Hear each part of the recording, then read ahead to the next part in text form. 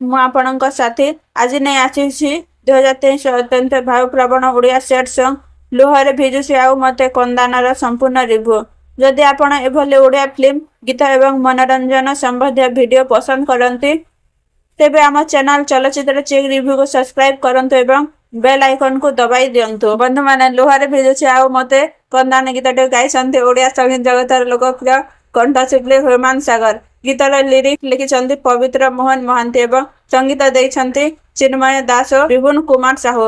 2023ରେ ମୁକ୍ତିଲାଭ କରିଥିବା ଏହି ଗୀତଟି ଅଳ୍ପ ସମୟ ମଧ୍ୟରେ ଅନେକ ସଙ୍ଗୀତ ପ୍ରେମୀଙ୍କ ହୃଦୟ ଜିତିଥିଲା। ଏହି ଗୀତର ସବୁଠାରୁ ବଡ଼ ଶକ୍ତି ହେଉଛି ଏହାର ଭାବନା। ପ୍ରେମରେ ବିଚ୍ଛେଦ ଅପେକ୍ଷା ଯନ୍ତ୍ରଣା ଏବଂ ଅକୁହା କଷ୍ଟକୁ ଗୀତରେ ଖୁବ୍ ସୁନ୍ଦର ଭାବରେ ଉପସ୍ଥାପନ କରିଛି। ଯେଉଁମାନେ କେବେ ପ୍ରେମରେ କଷ୍ଟ ପାଇଛନ୍ତି ସେମାନଙ୍କ ଏହି ଗୀତ ନିଶ୍ଚୟ ଛୁଇଁଯିବ। ହ୍ୟୁମାନ ସାଗରଙ୍କ କଣ୍ଠ ଏହି ଗୀତର ପ୍ରାଣ। ପ୍ରତ୍ୟେକ ଲାଇନରେ ସେ ଭାବନାର ଏପରି ଭାବରେ ପ୍ରକାଶ କରିଛନ୍ତି ଯେ ଶ୍ରୋତା ଗୀତ ସହ ନିଜକୁ ଯୋଡ଼ି ପାରନ୍ତି। ତାଙ୍କର ଗାୟନ ଶୈଳୀ ଏହି ଗୀତକୁ ଆହୁରି ସ୍ମରଣୀୟ କରିଦେଇଛି। ସଙ୍ଗୀତ ଦିଗ ଦେଖିଲେ ମଧ୍ୟ ଗୀତଟି ବହୁତ ସୁନ୍ଦର ମେଲୋଡି ବ୍ୟବହାର ଗୀତର ଭାବନାକୁ ଆହୁରି ଗଭୀର କରିଛି।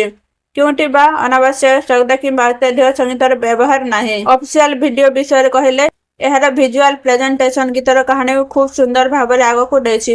ଅଭିନୟ, ଲୋକେସନ ଏବଂ କ୍ୟାମେରା ୱାର୍କ ଗୀତର ଭାବନା ସହ ଭଲ ଭାବରେ ମେଳ ଖାଇଛି।